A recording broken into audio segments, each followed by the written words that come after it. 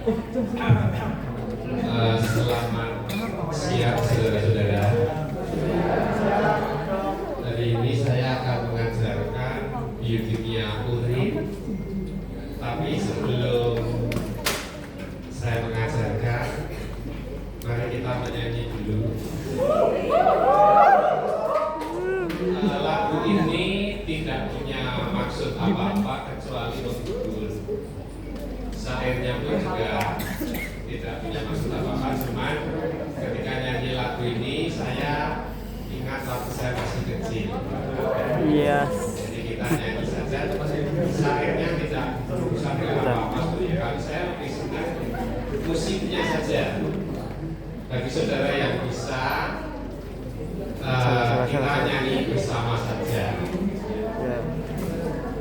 Saudara pernah dengar penyanyi namanya Alan Sorrenti? Alan Walker. Sudah pernah?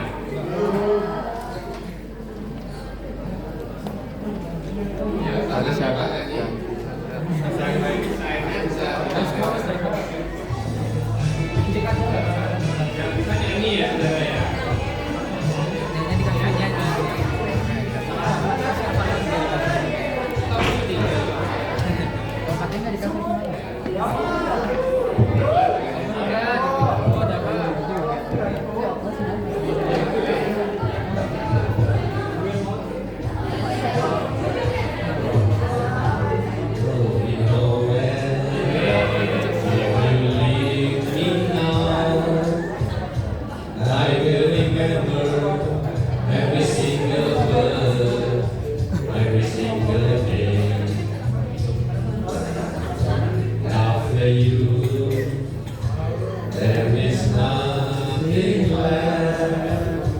But I still try, I cannot hide my love for you. Deep in my heart, I don't know why. I want to hold you, give me one more time. Baby, if you need me now, if you really care, lay down by my side. Baby, I love you. If you need me now, if you really care, let me hold you tonight. Baby, I need you.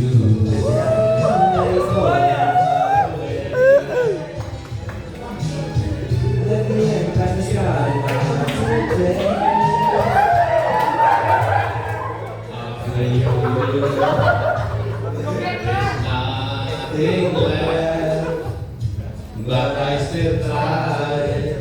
I cannot hide my love for you. Deep in my heart, I don't know why. I want to hold you near me one more time. Baby, if you need me now, if you really care, come lay down by my side. Baby, I love you. If you need me now, if you really care, let me hold you tonight. Baby, I need you. Menang. Enggak warna apa? Merah.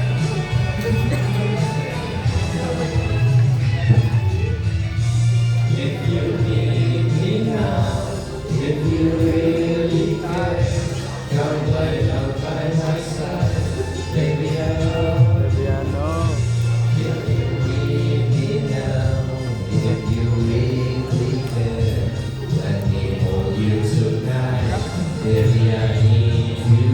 If you need me now, if you really care, come lay down by my side. Baby, I love you. If you need me now.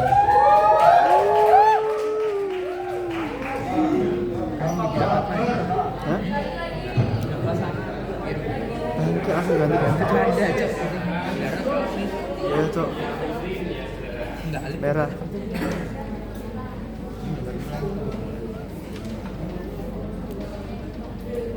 Sabar dulu.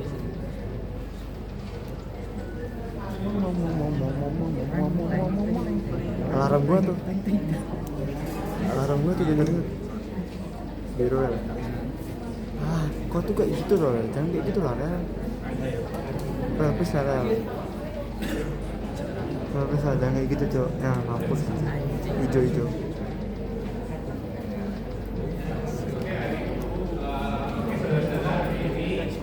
Kuliah kita biokimia urin. Kalau kemarin kita ginjal, sekarang lebih ke produknya yaitu urin. Selesai. Jadi ginjal dan urin ini satu paket. Kalau kita bicara ginjal, produk yang paling dekat pasti adalah apa saudara? Urin.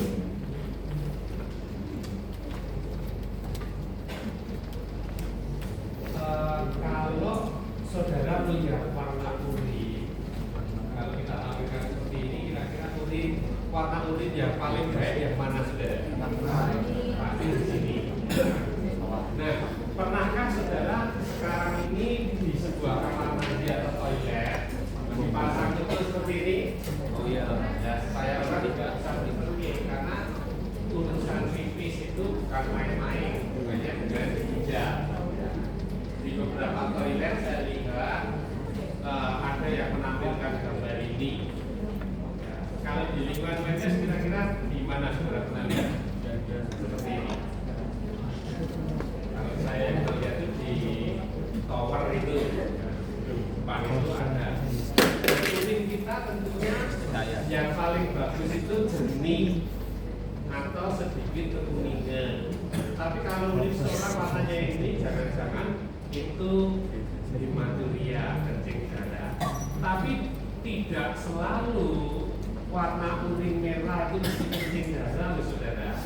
Saudara harus tahu ada yang namanya pseudohematuria, kencing darah tapi palsu, sehingga sebetulnya bukan kencing darah. Tapi kalau kencing darah betul-betul hematuria, itu kira-kira patut sekali dicemaskan atau tidak? Ya dicemaskan.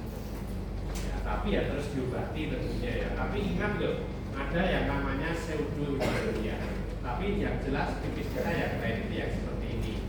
Ya, yang semakin jernih semakin baik. Kalau kita memperbandingkan tiga hal ini, saya kira saudara juga sudah tahu ya saudara, yang paling gawat itu kalau tidak bisa bernafas. Saudara menahan nafas itu kira-kira paling lama bisa tahan berapa menit ya saudara? Anda bisa berapa kira-kira? Kalau ada yang bisa 5 menit sudah hebat saudara ya. Pernah kalau Anda pernah alami itu karena terlatih bisa lama ya. Tapi kita mungkin berapa lama bisa mencapai? Ya kalau kita bisa 5 menit sudah hebat sebenarnya. Artinya orang tidak bernafas beberapa menit saja bisa meninggal. Tapi kalau kita bandingkan tidak BAB dan tidak BAK, misalkan saudara tidak BAB sehari gitu, itu masih wajar atau tidak saudara? Wajar. Tapi kalau dalam 24 jam saudara belum pernah pipis, wajar atau tidak? Tidak. Itu sudah serius saudara. Itu sudah olipuri sampai ampuri, nggak boleh diremehkan. Ya, sehingga kita bicara BAK hubungannya dengan ginjal penting sekali. Dalam 24 jam tidak keluar pipis, jangan-jangan anuria, jangan-jangan sudah gagal ginjal akut saudara. Nah, kalau kita bicara ginjal, tentu kaitannya dengan urin, ya, jelas berhubungan dengan ginjal ini.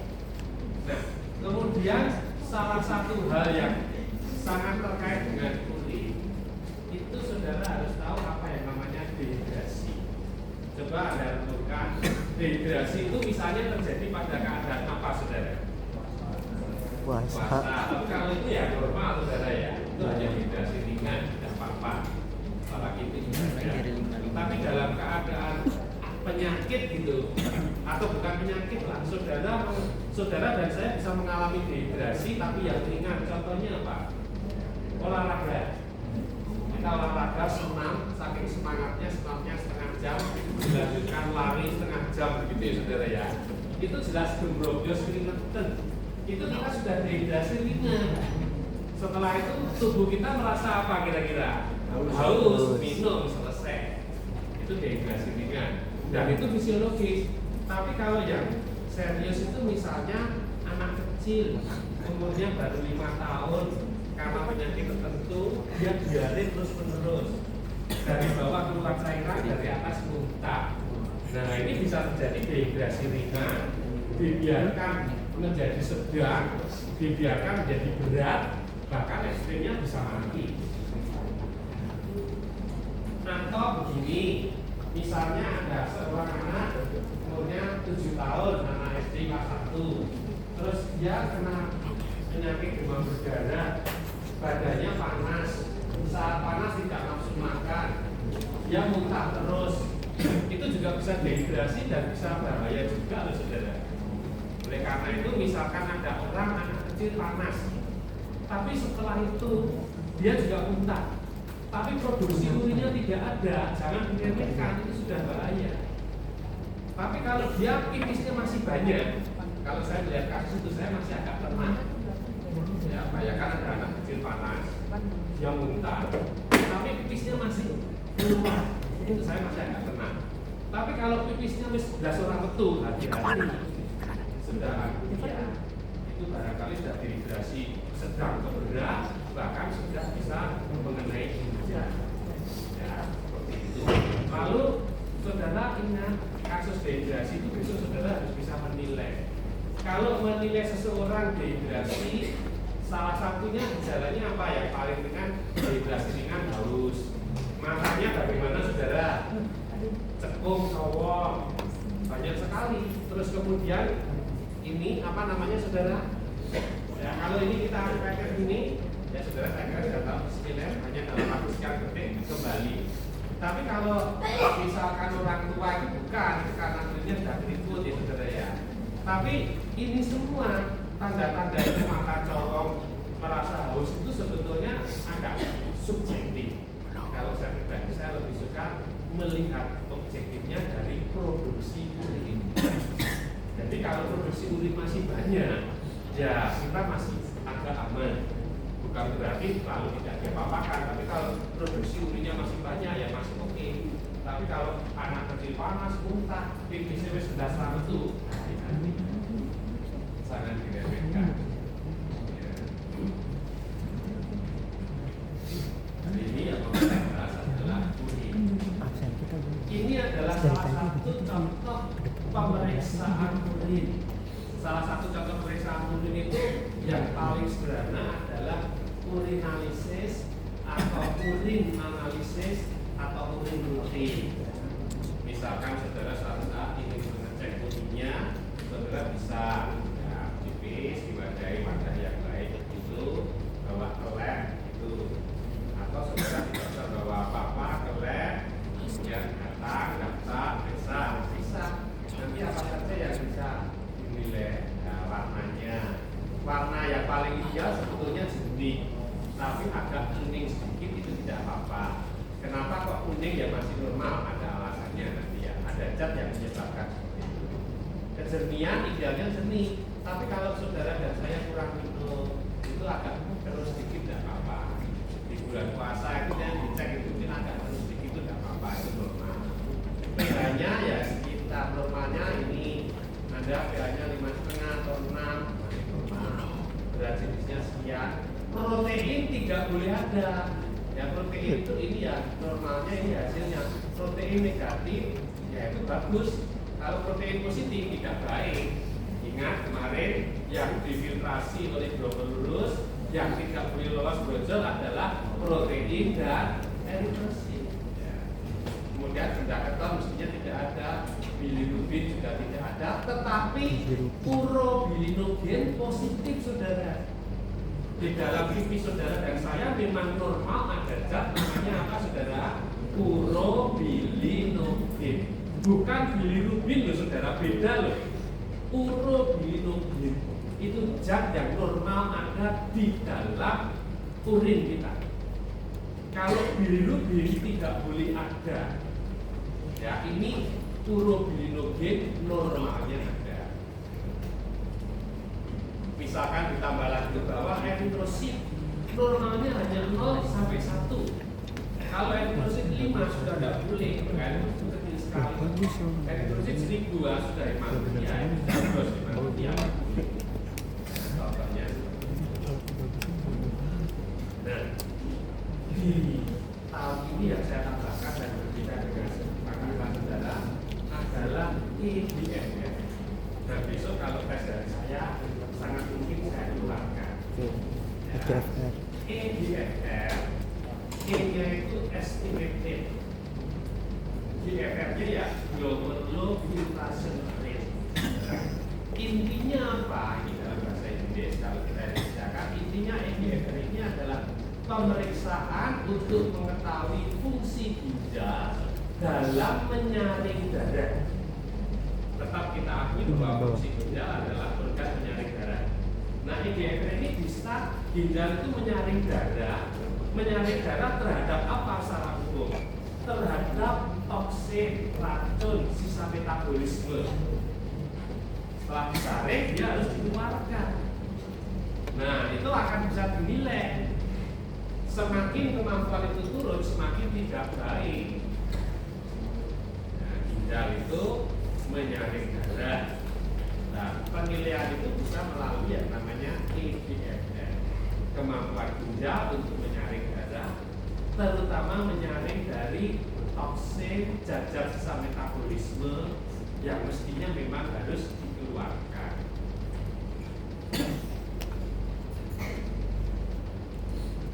Ini kemudian saya lihatkan yang slide selanjutnya saja. Ini salah satu pembagian. Nah, salah satu pembagian EGFR itu dilakukan oleh kategori Indexes Improving Glucose Outcomes. Tetapi ini saya gabungkan saja dengan masalah albumin, yaitu saudara ini. Perhatikan saudara, perhatikan. Untuk mengetahui fungsi ginjal itu bisa melalui kadar urea dan kreatinin. Kalau bicara urea normalnya 20 sampai 40. Kalau kreatinin ini maksudnya kreatinin darah ya 0,1 sampai 1,1. Kalau kita perbandingkan antara urea dan kreatinin, lebih dipercaya kreatinin. Tetapi dalam menilai fungsi ginjal juga bisa melalui yang namanya EGFR ini, ya, estimated global filtration rate ini. Tetapi juga ada pendapat yang mengatakan begini. Salah satu cara mendeteksi kelainan ginjal dini adalah ditemukan mikroalbumin urea. Berarti kalau untuk menilai fungsi ginjal bisa apa? Kreatinin dan urea, tapi lebih dipercaya kreatinin. Tapi EGFR satu lagi yaitu mikroalbumin, albumin. Deteksi dininya bukan albumin urea, itu sudah jadi penyakit, namanya sindrom nekrotik. Tapi ini mikroalbumin urea. Kalau kita bicara mikroalbumin urea, ini sudah ada grade-nya. A1 itu kurang dari 30, A2 30 sampai 300, A3 di atas 300. Nah, kalau sudah sampai di sini ini bahaya, saudara. Ya, harusnya di sini. Tapi kalau kita kembali ke EGFR yang bagus itu harusnya jauh di atas 90. Misalnya 95 sampai 120. Supaya saudara tidak lupa, saya ingatkan dulu satuannya ya. Satuan EGFR adalah ini saudara, mililiter per menit per 1,73 milimeter persegi. Ya, ini satuan EGFR apa saudara? Mililiter per menit per 1,73 meter persegi. Tolong ingat-ingat satuannya. Sekarang kita kembali lagi. Nah, di sini EGFR yang baik itu melambangkan bahwa ginjal kita itu dalam menyaring bisa menjalankan tugas dengan baik. Diberi skor berapa tadi saudara? Di atas 90 sampai sekitar 120. Ya, itu ingat. Ini hal yang agak baru, belum banyak tahu orang, tapi Anda mulai harus tahu EGFR. Jadi kalau Anda cek EGFR itu 100 bagus atau tidak? bagus. Tapi kalau sudah turun mepet-mepet 90, nah itu kita sebut grade 1. Itu normal atau baik, tapi masih diberi warna hijau juga, asalkan albuminnya juga minim. Kemudian grade 2 itu 60 sampai 89. Tapi asalkan mikroalbuminnya masih rendah, ini masih hijau. Nah, ini grade 1, grade 2. Kemudian grade 3 itu sebetulnya adalah 30 sampai 59. Tapi Kadigu membagi grade 3 itu menjadi A dan B. Karena ada yang tidak membagi A dan B, berarti A dan B ini dicampur. Maka kalau yang disebut grade 3, ya artinya sudah penurunan fungsi ginjalnya, EGFR-nya sudah menurun. Yang termasuk grade 3 itu berarti berapa sampai berapa saudara? 30 sampai berapa? 59. Tapi kalau Kadigu ini membagi 3 itu menjadi 3A dan 3B. Sehingga yang disebut 3A 45 sampai 59, 3B 30 sampai 34. Kalau fungsi ginjalnya makin turun, maka ini sudah masuk grade 4. Ini sudah CV-nya ini sudah berat. Ini hanya 15 sampai 29. Dan kalau sudah di bawah 15, itulah yang kita sebut renal failure atau gagal ginjal. Jadi untuk menilai fungsi ginjal tetap yang umum apa saudara? Kreatinin dan union. Tapi lebih dipercaya kreatinin. Kreatinin angkanya berapa? 0,1 sampai 1,1. Tapi ingat, saya mengatakan 0,1 sampai 1,1 ini saya mengambil referensi yang umum. Nanti ada lab yang tidak seperti itu tidak apa-apa. Misalnya dia menyebut 0,3 sampai 0,9 tidak apa-apa. Karena tergantung alat dan reagen. Misalnya Anda periksa di area di mana lab itu menggunakan standar normal 0,1 sampai 0,1 sampai 1,1. Hasilmu 1, masih baik atau tidak? Masih baik. Tapi ada lab lain dia menggunakan 0,3 sampai 0,9. Punyamu 1 itu sudah bahaya. Ya, tapi kalau angkamu 0,7 mau gimana pun berarti masih baik. Ya, saya katakan harga normal tiap lab tidak sama persis. Sedikit beda-beda tergantung alat dan reagen.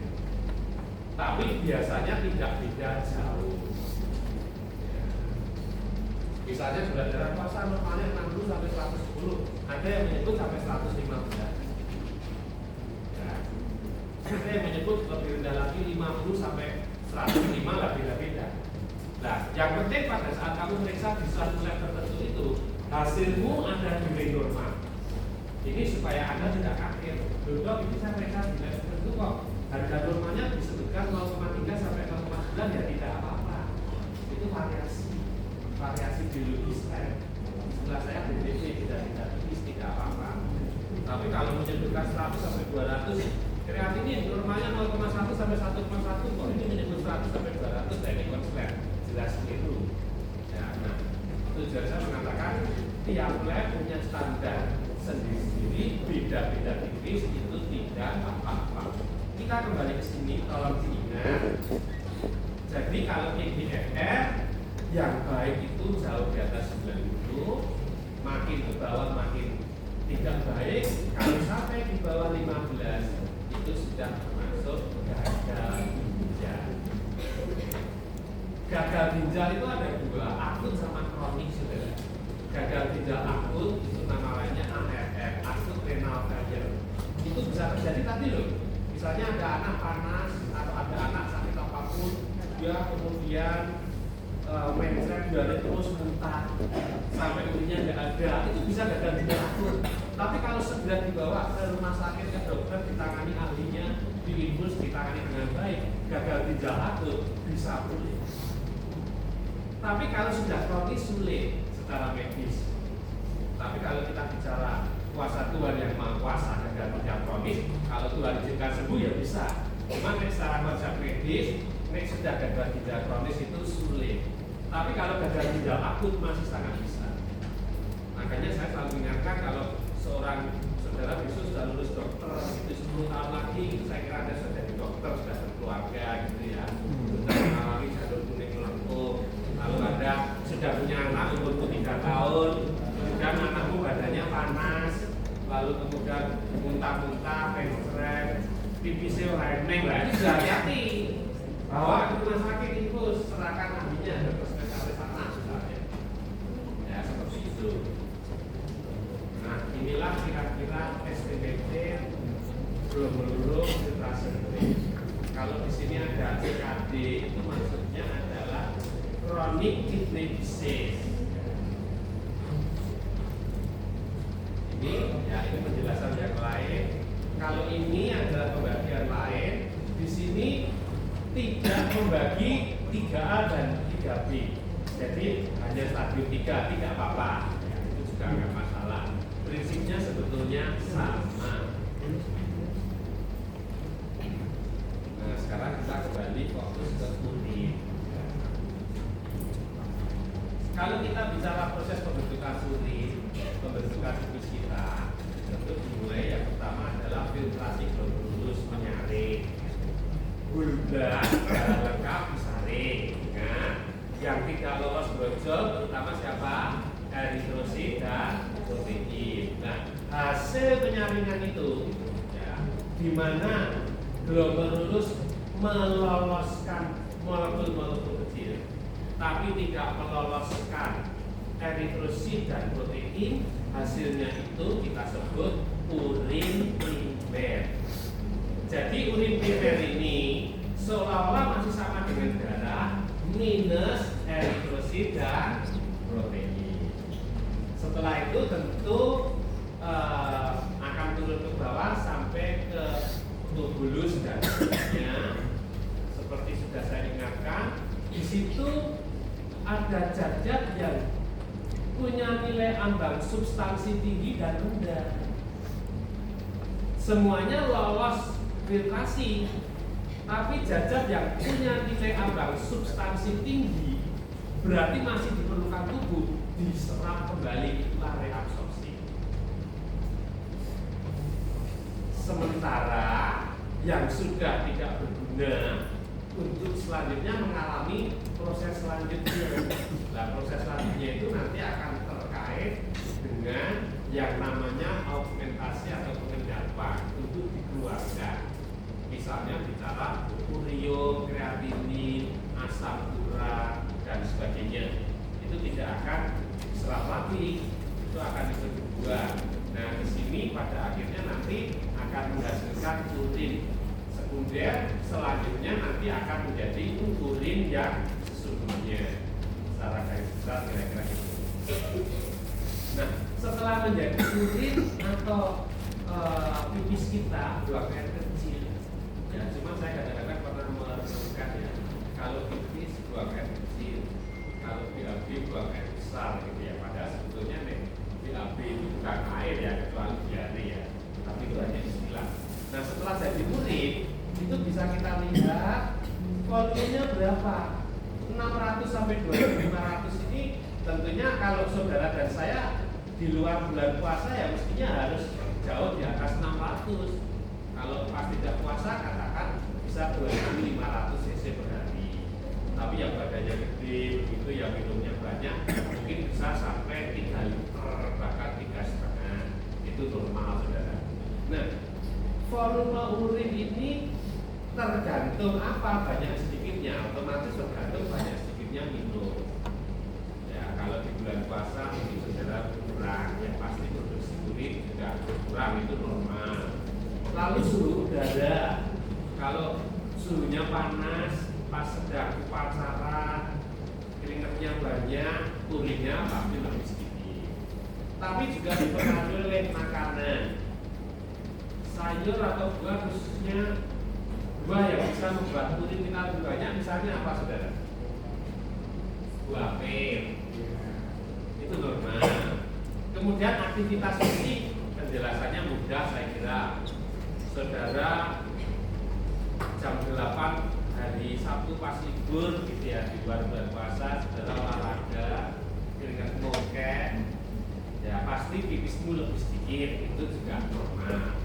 Lalu pikiran, stres itu juga mempengaruhi produksi urin, saudara. Menurut saudara, orang stres itu produksi urinnya bertambah atau berkurang? Siapa yang setuju kalau sedang stres, volume urinnya bertambah? Siapa yang setuju berkurang? Nah, ini dua pendapat yang beda ya, sama-sama banyak. Yang betul apa? Yang betul kalau stres itu produksi urin meningkat. Coba Anda lihat kalau Anda sedang gelisah, seringkali setelah kita ke kamar mandi, pernah punya pengalaman seperti ini, tuh? Nah, seperti itu ya.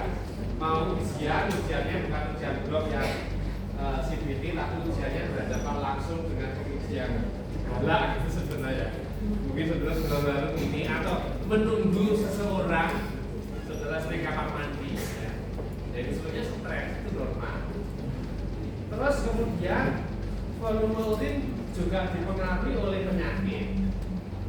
Penyakit apa yang jelas mempengaruhi produksi urin? Diabetes yang mana? Juaranya nomor 1 yang paling banyak membuat urin banyak apa kira-kira? Bukan diabetes mellitus, saudara. Kalau saya ditanya penyakit paling menular, juara nomor 1-nya apa? Misalnya kopi. Tapi kalau penyakit juara nomor 1-nya yang produksi urinnya paling banyak bukan DM, tapi diabetes insipidus. Orang DM itu kencingnya juga banyak, salah satunya poliuri ya kan?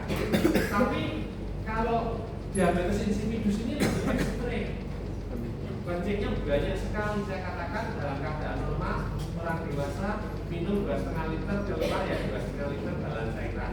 Tapi kalau diabetes insipidus sehari dalam 24 jam bisa 6 sampai 8 liter.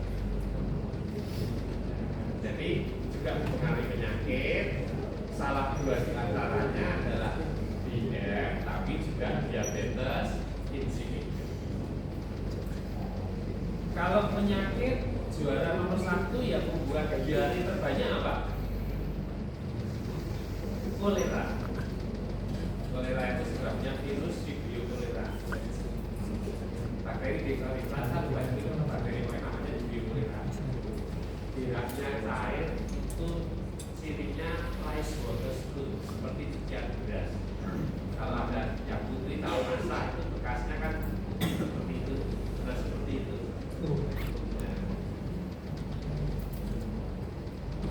Nah, kemudian kalau saudara ditanya hormon apa yang mempengaruhi banyak sedikitnya kencing, jawabnya apa saudara? Hormon apa? Sudah jelas hormon apa saudara? Antibiotik hormon. ADA dihasilkan oleh siapa saudara? Yang menghasilkan ADA siapa? Kelenjar hipofise.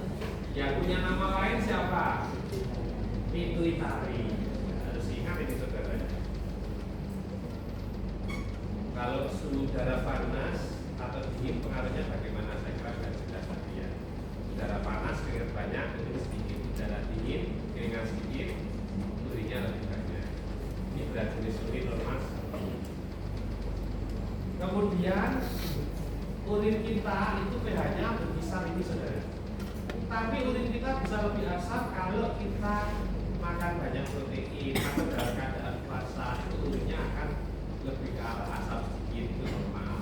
Tapi juga bisa lebih ke arah alkalis, ini terutama kalau kita cinta sayuran dan buah, itu urin cenderung ke alkalis. Atau orang yang muntah-muntah, muntah itu berarti kan membuang termasuk asam klorida, itu juga mempengaruhi urin ke arah alkalis. Nah berikutnya, urin kita warnanya bagaimana? Tadi saya katakan warna urin yang paling ideal itu jernih. Saat saudara banyak minum, urinnya jernih. Tetapi sedikit kuning, sedikit keruh itu masih wajar. Kalau memang pada kondisi kurang dari kurang minum. Tetapi kalau sampai kuning, sedikit kuning, itu sebetulnya dipengaruhi oleh apa? Zat yang normal dalam urin, yaitu urobrom, urobinin atau urobinogen tadi. Itu yang menyebabkan pipis kita sedikit kuning. Tetapi tidak boleh dalam pipis kita kok ada bilirubin, itu tidak boleh. Dalam keadaan normal ada urobrom, urobinogen yang menyebabkan sedikit kuning, itu wajar.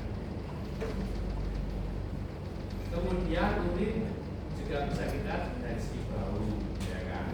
Kalau urin sudah lama, maka akan ada produk yang menjadi amonia, ya pasti baunya tidak segar. Nah, masih ke warna kuning, saudara ya. Sekali lagi, kalau yang paling ideal jernih, tapi sedikit kuning itu masih normal, lalu sedikit keruh masih normal.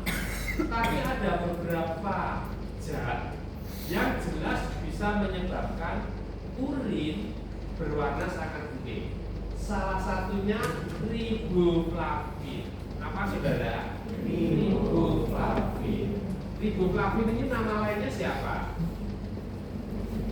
Vitamin apa? Riboflavin ini vitamin apa nama lainnya? B2. Ya. Kalau saudara minum multivitamin atau vitamin B kompleks atau vitamin apa saja yang di dalamnya ada vitamin B2, saya sudah dipastikan kencing saudara pasti warnanya sangat kuning. Coba saudara ingat kembali siapa yang pernah punya pengalaman minum multivitamin yang di dalamnya ada vitamin B2-nya dan pipis saudara warnanya sangat kuning. Siapa yang pernah mengingat pengalaman ini? Siapa pernah? Nah itu normal, tidak apa-apa. Itu karena riboflavin. Kalau tidak percaya, coba sewaktu-waktu ya. Misalnya saudara pas nanti berbuka sambil minum salah satu vitamin yang ada B2-nya, nanti Anda amati. Saya pastikan dalam 2-3 jam kencing saudara pasti sangat kuning. Dan itu normal. Kalau kuning sekali baik dan baik, itu berarti metabolisme ginjal bagus. Anda minum vitamin B2 jadi kuning sekali, ya itu karena riboflavin. Kalau Anda minum riboflavin tapi kencing itu jadi merah, nah itu yang masalah. Nah jadi memang riboflavin jelas menyebabkan urin kita berwarna apa saudara? Kuning. Apalagi yang bisa mempengaruhi warna urin. Nah ini yang juga sangat penting. Bilirubin. Apa saudara? Bilirubin. Bilirubin dalam keadaan normal ada dalam kencing tidak? Tidak. Bilirubin ini meningkat pada penyakit apa? Bilirubin itu meningkat pada penyakit hepatitis. Oh itu dapat Hepatitisnya tidak pada hepatitis B, atau hepatitis A atau yang lain. Orang yang sedang sakit hepatitis itu bilirubinnya akan meningkat. Bilirubin ini kalau kadarnya dalam darah melebihi 2 itu bisa menyebabkan mempengaruhi mata khususnya sklera dan kulit kuning. Itu yang disebut icterus. Apa saudara? Icterus. Tapi kalau kadarnya masih 1,7 dulu, di atas 2 itu icterus. Sehingga zaman dulu kalau ada orang sakit hepatitis, bilirubinnya meningkat, kemudian mata dan kulitnya kuning, yang sebetulnya itu hepatitis, tapi orang awam menyebut loro kuning. Coba saudara bisa kalau koas pasti akan lihat kasus ini. Orang kena hepatitis, kok kuning, nah seperti itu. Itu karena pengaruh bilirubin. Tapi coba sampai saat ini dulu, siapa yang pernah melihat pasien atau temanmu yang hipernik kuning sekali? Kalau besok di rumah sakit kasus itu pasti akan ada. Nah, kuningnya itu karena zat namanya siapa saudara? Bilirubin. Bilirubinnya meningkat karena sedang sakit hati, hepatitis. Tetapi bilirubin ini kalau terhadap urin, pelajarannya kan urin itu saudara. Kalau terhadap urin tidak menyebabkan kuning, tapi menyebabkan coklat seperti air teh. Yang menyebabkan kuning itu riboflavin. Tapi kalau bilirubin tidak kuning, tapi coklat seperti air teh. Besok kalau saudara sudah puas, begitu saudara melihat, saudara akan sedikit terbuka kayak gini ya. Kencing kok warnanya betul-betul coklat seperti itu. Kalau pasiennya ternyata penderita hepatitis yang kadar bilirubinnya tinggi ya wajar. Jadi coklatnya di kencing itu karena zat namanya siapa saudara? Bilirubin. Ada lagi obat yang juga bisa mempengaruhi warna urin, yaitu rifampicin. Rifampicin ini obat TBC saudara. Ya, sehingga kalau pasien minum rifampicin itu nanti akan menyebabkan kencingnya kemerahan, itu wajar. Karena sisa metabolisme dari rifampicin ini kalau sampai di urin memang akan mempengaruhi warnanya sehingga berwarna kemerahan. Dan itu bukan kencing darah, itu ya normal. Coba Anda ingat sedikit, buah apa yang bisa menyebabkan urin berwarna merah? Jujur saja, siapa yang pernah punya pengalaman makan buah naga dan sempat memperhatikan urinnya yang kemerahan? Coba siapa? Anda pernah ya? Sempat terlihat ya? Nah, merahnya itu disebabkan karena di dalam buah naga itu ada antosianin yang bernama betalain dan beta-hyasin. Apa saudara? Betalain dan beta-hyasin itu memang jelas menyebabkan berwarna merah. Kalau orang yang belum tahu mungkin takut saudara. Tapi kalau seperti itu, saudara setelah itu tidak makan buah naga, nanti 2 hari urinmu sudah kembali normal seperti itu. Tapi tidak usah khawatir. Cuma pada saat itu pengalaman Anda betul-betul merah, pink begitu, yang agak merah, itu yang kita sebut pseudohematuria. Ya, jadi itu bukan hematuria. Hematuria itu yang terus dalam urin itu bahaya. Bisa karena batu ginjal. Tapi kalau makan buah naga itu memang merah, yang orang yang tidak tahu mungkin dia takut. Tapi itu bukan kencing darah, itu namanya pseudohematuria.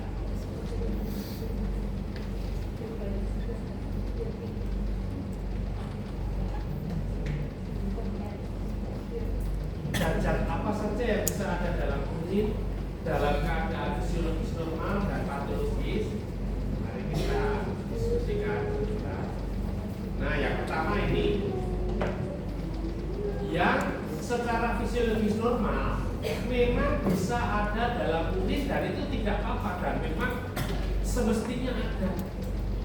Nah, zat yang bisa ada dalam urin itu adalah NPN. NPN kepanjangannya apa saudara?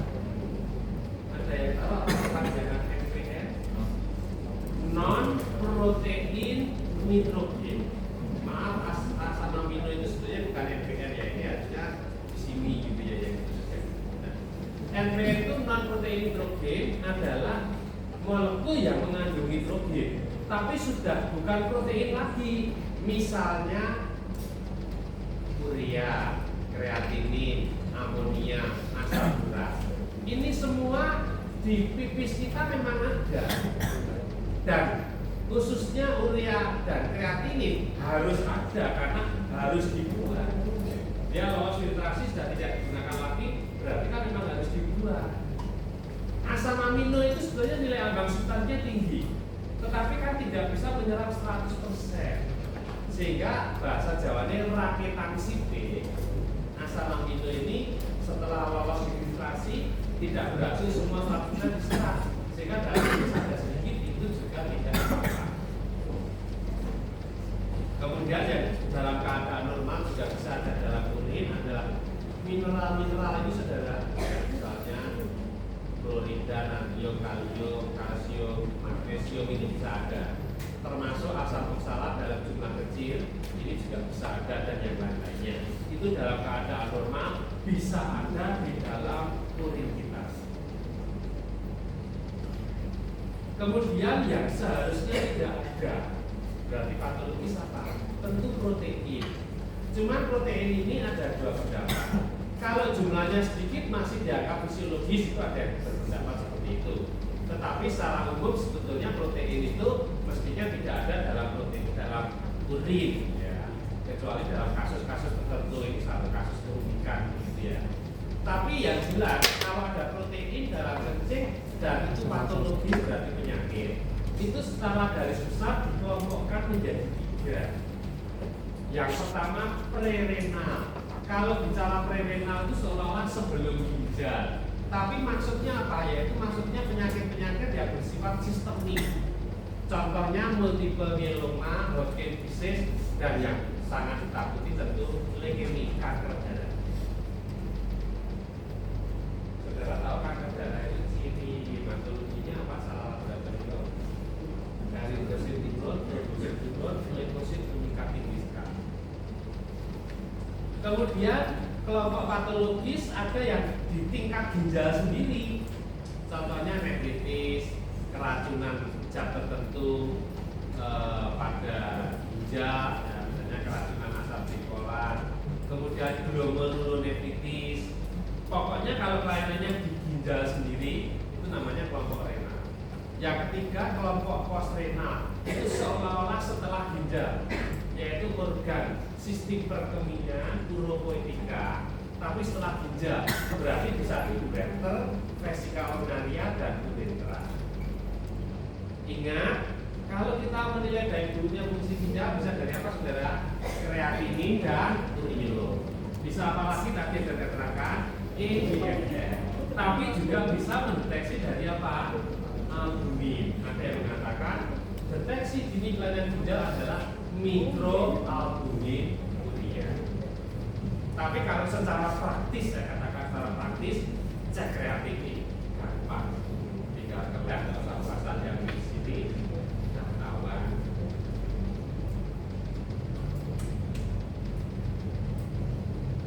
Kemudian ini yang dalam keadaan patologis tidak boleh ada apa ya? Tentunya adalah glukosa. Glukosa bisa ada, tentunya ada pada penelitian Biker. Kemarin sudah saya katakan pada yang lalu bahwa kemampuan tubulus menyerap kembali itu kan 350 di atas itu ya pasti akan ada. Sehingga pada penelitian BM tentu glukosa bisa ada dalam urin, dalam pipis, itu yang kita sebut glukosuria.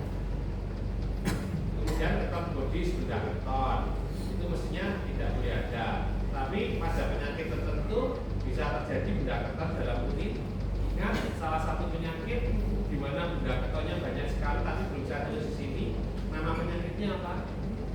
Fenilketonuria. Masih ingat? Fenilketonuria yang paling banyak menyerang anak kecil. Gejalanya apa, saudara? Otaknya mengalami apa?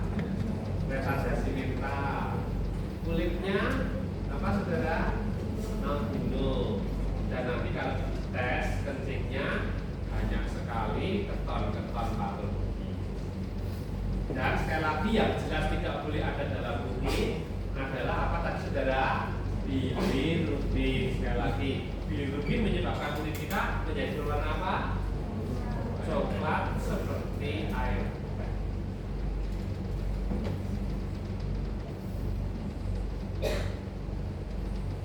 Yang juga tidak boleh ada dalam urin adalah apa, saudara? Darah tidak boleh ada, tapi darah bisa ada. Misalnya ada nefritis, radang pada nefron ginjal, pada kasus glomerulonefritis itu bisa terjadi hematuri. Itu bukan lagi pseudohematuri, ya betul-betul hematuri. Kemudian nekrolitiasis. Nekrolitiasis itu berarti ada litiasis di nefro, berarti ada batu ginjal. Nah, batu ginjal juga bisa menyebabkan kencing darah, saudara. Tapi saya pernah melihat kasus yang unik, vesikolitiasis. Kalau vesikolitiasis ini sebetulnya batu di kantong kemih. Namanya vesikolitiasis. Saya pernah melihat ada anak SD umur 12 tahun, itu dia mengalami gangguan kencing. Gangguan kencingnya itu pada saat itu dia kalau karena ini laki-laki ya. Kalau dia laki-laki itu kalau pipis kan ya berdiri. Ya, tapi ini anak laki-laki itu kalau dia berdiri dia mengendal untuk kencing, tidak keluar. Tapi kalau dia agak mirip-mirip begini, pipisnya keluar. Lalu dia niteni sendiri badannya begini-gini kan gitu. Maaf, pipisnya kayak muncrat-muncrat. Nah ternyata ada batu. Hasil akhirnya dia itu ada batu. Batunya sebesar bola pingpong. Dan batunya itu di kantong kemih, di vesika urinaria. Tapi batunya tidak melekat, istilahnya mobile, bisa pindah-pindah tempat. Sehingga kalau dia tiduran, sebetulnya kalau kebelet pipis dia bisa keluar. Karena kalau dia tiduran, maka batunya sesuai gravitasi kan akan turun. Tetapi kalau dia berdiri begini, maka batunya itu akan turun ke bawah. Sehingga pada saat dia berdiri, dia akan pipis tidak keluar. Berarti batunya yang pindah-pindah itu pada saat dia berdiri dan urinnya tidak bisa keluar, batunya menutup apa sebenarnya? Menutup apa? Ayo, ini harus tepat jawabannya. Menutup uretra, tepatnya menutup apa? Ostium, uretra, apa bilang? Interna, ostium, uretra, internum. Jadi bagian dari uretra tapi yang posterior. Posterior itu yang proxima. Proxima itu di bahasa Jawa itu sing pok-pokan mendekati sumbu. Ya. Kalau lubang pipis kita namanya ostium apa? Uretra externum. Nah ini anak kecil ini. Jadi dia nutup ostium uretra internum. Ostium uretra internum itu menghubungkan siapa dan siapa. Ini berarti anatomi juga. Anatomi siapa? Vesika urinaria dan vesika urinaria dan jawab uretra salah. Vesika urinaria dan uretra. Makanya bisa Anda bayangkan saudara, dia berdiri, dia turun gravitasi, dan tidak keluar. Goyang-goyang lucu ini kasus nyata loh ini saudara. Goyang-goyang dia akan batunya geser-geser gitu. Singkat cerita hasilnya bersiklolisis, kemudian akhirnya memang ketika ada batu di ronsen kelihatan ada batu, setelah dioperasi, operasi mengeluarkan bayi namanya seksio alta, seksio apa? Mengeluarkan bayi seksio cesaria. Tapi operasi mengeluarkan batu dari kantong kemih namanya seksio alta. Operasi mengeluarkan janin untuk menjadi bayi pada kasus pidana namanya apa? Seksio cesaria. Operasi mengeluarkan batu dari vesika urinaria namanya seksio alta. Setelah dilakukan seksio alta, ada tadi batu sebesar bola pingpong, bukan bola tenis seperti ini begini ya. Nah, tapi seharusnya kan tidak ada sebesar bola pingpong saja sudah ada berapa saudara. Dan setelah itu kencingnya lancar. Lalu kemudian zat lain yang tidak boleh ada adalah warpirin. Warpirin ini bisa ada ditemukan pada beberapa penyakit ini. Kemudian ini zat apa yang normalnya memang harus ada juga dalam kencing. Nah ini Anda perhatikan saudara.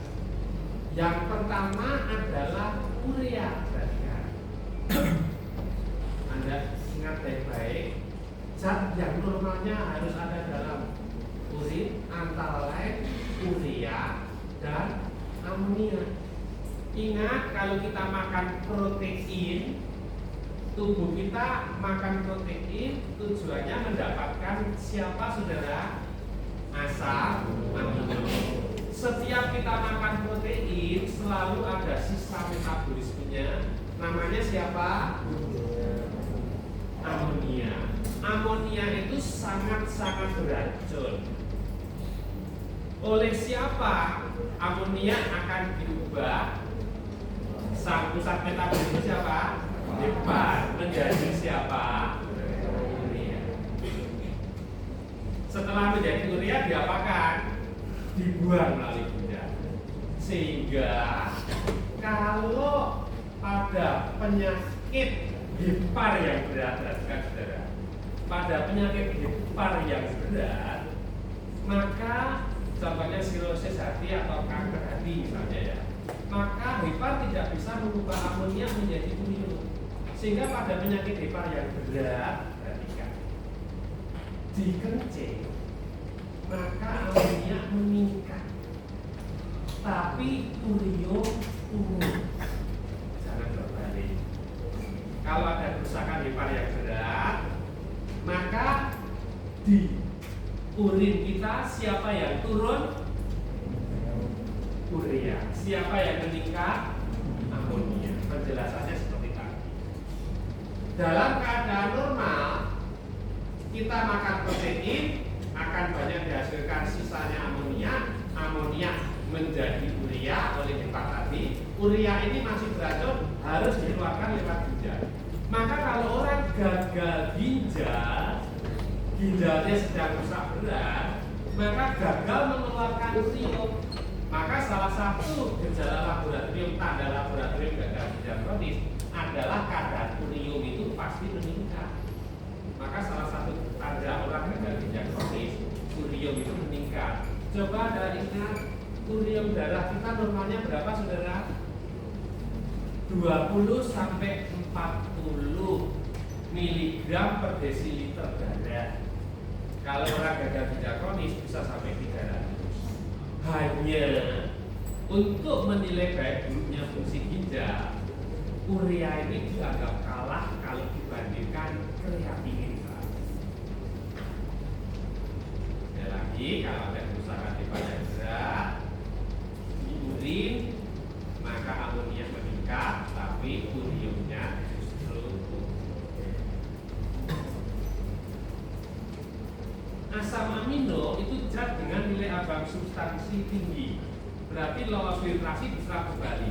Tetapi sekali lagi, penyerapan reabsorpsi itu tidak akan 100%, sehingga bahasa Jawanya raketan sipte. Maka asam amino itu yang bisa ada di dalam urin kita. Kemudian ada zat namanya kreatin dan kreatinin. Ini istirahat dulu atau terus?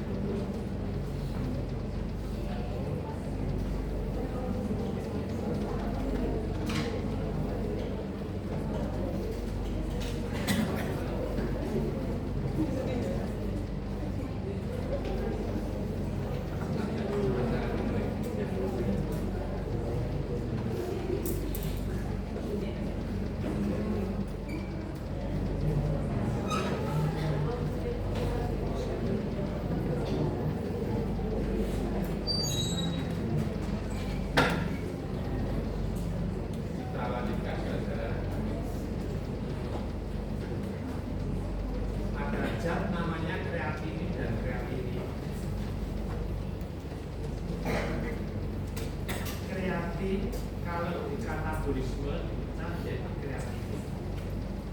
Kreatinin darah itu kadarnya sangat dipengaruhi massa otot.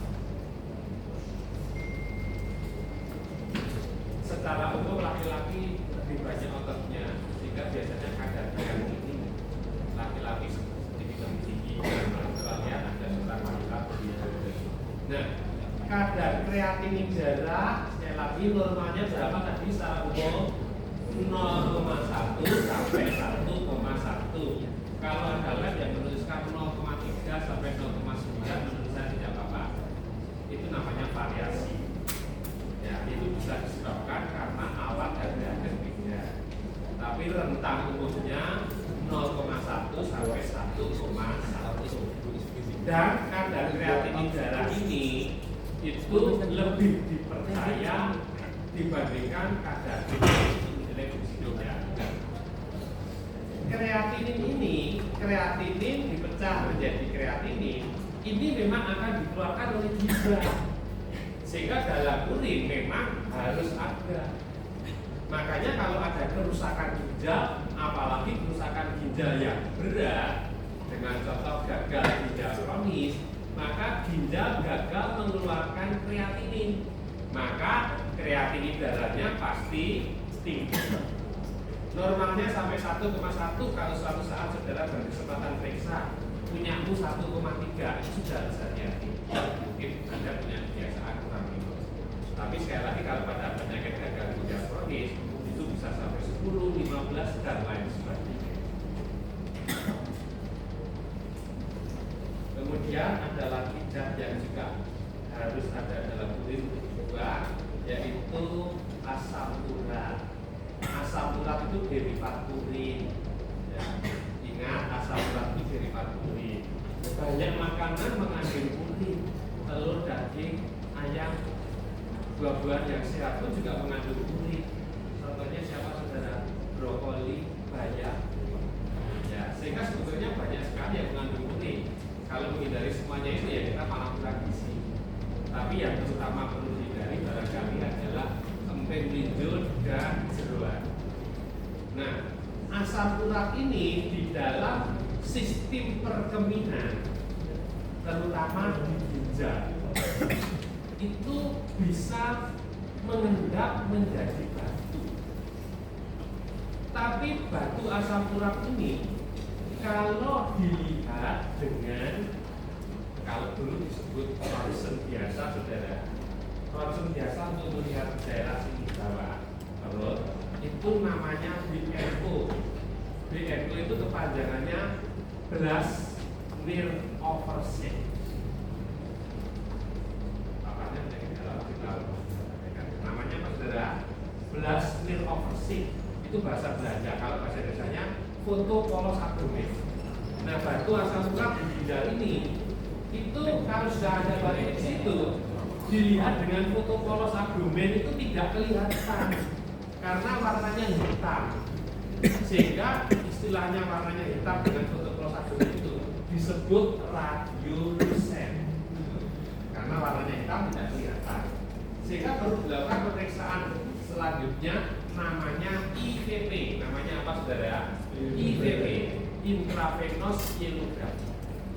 Itu bicara asam urat. Juga bisa menunjukkan batu di ginjal. Batunya berwarna apa saudara dengan fotoprosagrumen hitam? Itu disebut dengan istilah apa? Radiolucen. Jika tidak kelihatan. Nanti akan kita perbandingkan dengan batu kalsium. Sementara kita lewati dulu. Kemudian ada zat lain yang namanya alatoin, ya tidak saya terangkan, ada pada sini saja. Kemudian ada lagi yang namanya asam oksalat. Ingat saudara, kalau 3-4 hari yang lalu saya menerangkan etilen glikol, itu akhirnya bisa menjadi asam oksalat. Tapi bukan berarti asam oksalat itu mesti etilen glikol, tidak. Kita makan sesuatu yang sehat, apel, tomat, bayam, anggur putih, ini juga mengandung asam oksalat. Tapi kita imbangi dengan minum air putih yang cukup, ya akan dibuat. Ya, jadi tidak otomatis kalau asam oksalat mesti etilen glikol, tidak. Kemudian ada lagi asam glutamat, kita lewati saja. Asam sitrat saya lewati saja. Nah, yang perlu saya beri penjelasan natrium dan kalium ini. Natrium adalah ion yang dominan di luar sel. Kalium ini ion yang dominan di dalam sel. Ini intraseluler, ini ekstraseluler. Natrium berpasangan dengan klorida biasanya.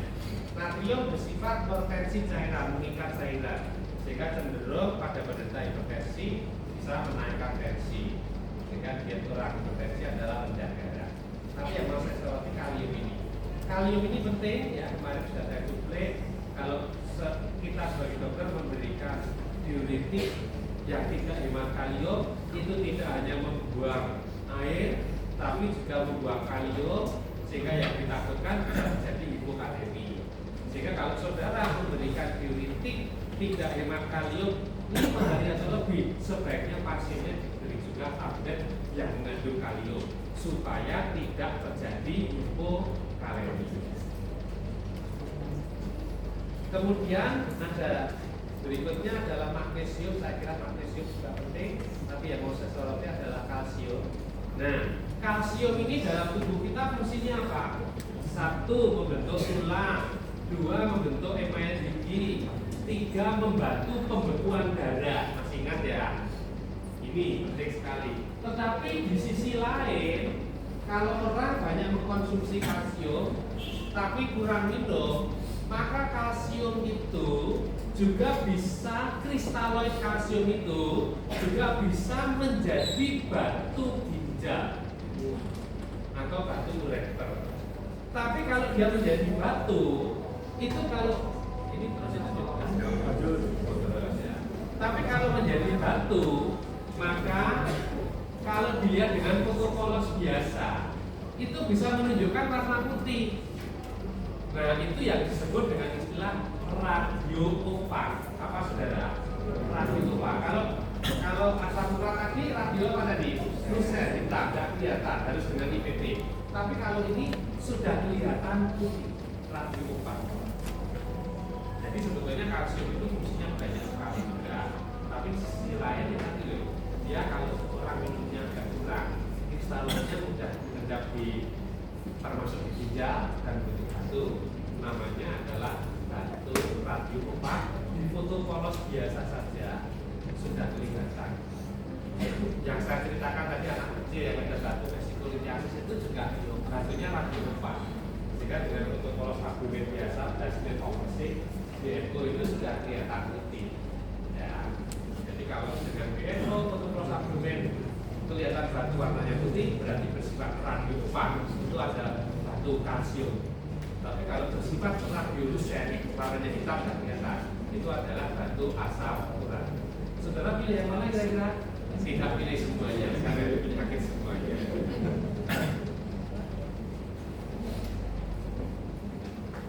Ini zat-zat karbohidrat ya, kalau orang banyak makan yang manis-manis mungkin bisa protein.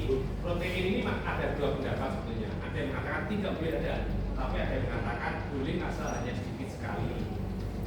Lalu kemudian yang boleh ada sedikit adalah mineral ini, zat besi, kufrum, zinc.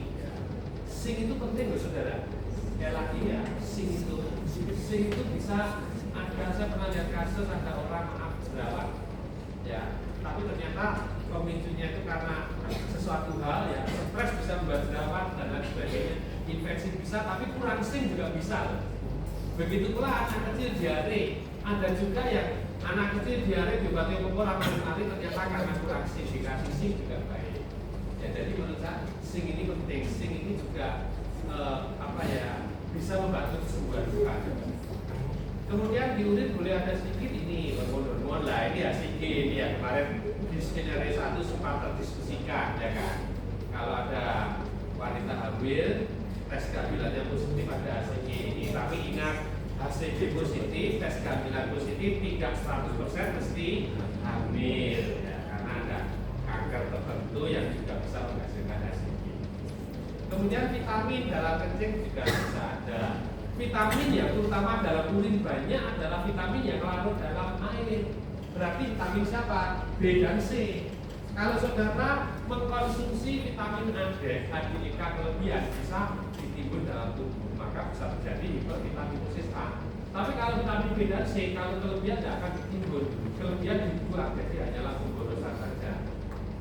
Kapan sekelompok banyak orang banyak mengkonsumsi vitamin C, terutama saat pandemi COVID itu, kita buktikan bahwa vitamin C itu tidak hanya menyembuhkan fungsi berdarah, vitamin C itu sangat penting sebagai antioksidan, vitamin C itu juga sangat penting untuk imunitas, ya kan?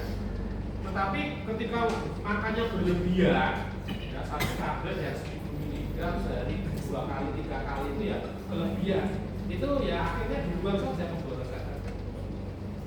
Kemudian yang juga boleh ada di dalam tubuh sedikit adalah enzim, lemak dan sebagainya. Kemudian saya tulis sedikit ada penyakit yang juga bisa mengenai ginjal, namanya glomerulonefritis. Apa saudara? Glomerulonefritis. Ini salah satu penyebabnya adalah Streptococcus pneumonitis. Ini bakteri, ini bukan virus, sebenarnya ini bakteri.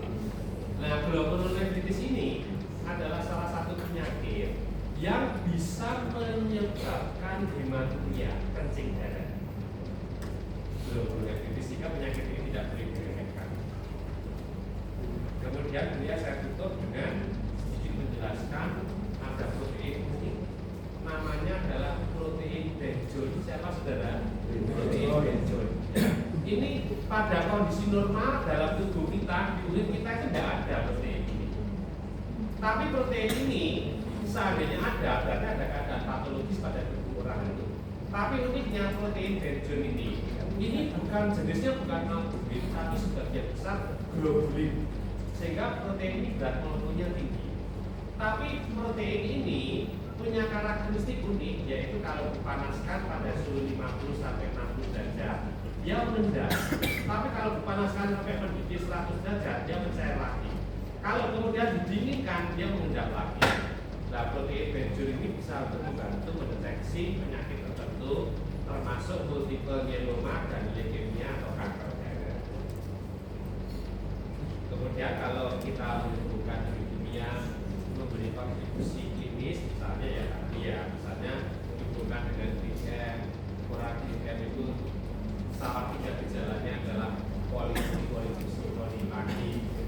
banyak kencing. Mengapa banyak kencing? Karena berita DM yang tidak terkontrol, mengalami hiperglikemia, kadar gula darahnya tinggi, kemudian akibatnya terjadi glukosuria, kadar glukosanya banyak. Mengapa kadar glukosanya darahnya banyak? Karena efek diuretik dari glukosa. Itu membantu menjelaskan. Contoh yang lain, misalnya ada penyakit ginjal yang namanya sindrom nefrotik. Apa yang terjadi pada sindrom nefrotik itu terjadi albuminuria. Pada albumin itu mestinya tidak lolos, tidak brojol, ya protein albumin. Tapi pada penderita sindrom nefrotik, albumin ini lolos brojol. Berarti ada sesuatu di glomerulus ginjal. Sehingga intinya orang sindrom nefrotik itu mengalami albuminuria. Penderita sindrom nefrotik itu terutama anak-anak, saudara. Kebanyakan anak-anak. Meskipun mahasiswa seperti saudara pernah ada yang kena, itu juga ada, tapi jarang. Kalau orang sindrom nefrotik itu dietnya tinggi protein, sehingga harus banyak makan protein, ayam teh, sate kambing, malam makan sing enak-enak gitu ya. Tapi kenapa kok dia terjadi albuminuria? Berarti di dalam glomerulus di saringannya ada sesuatu. Singkat cerita, dia mengalami albuminuria. Albuminnya banyak dibuang lewat kencing. Kalau albuminnya banyak dibuang lewat kencing dari darah yang berkurang, itu kita sebut hipoalbuminuria. Albumin fungsinya untuk tekanan osmotik, yang artinya tekanan yang mempertahankan atau meningkat cairan darah tetap dalam pembuluh darah. Kalau albuminnya kurang, cairan darahnya mengalami transudasi, keluar dari pembuluh darah masuk kemana? Kalau masuk di jaringan kaki atau jaringan di wajah, ya terjadi edema. Maka salah satu gejala sindrom nefrotik yang paling mudah dilihat adalah bengkak atau edema. Itu contohnya hubungan ibunya dengan membantu menjelaskan untuk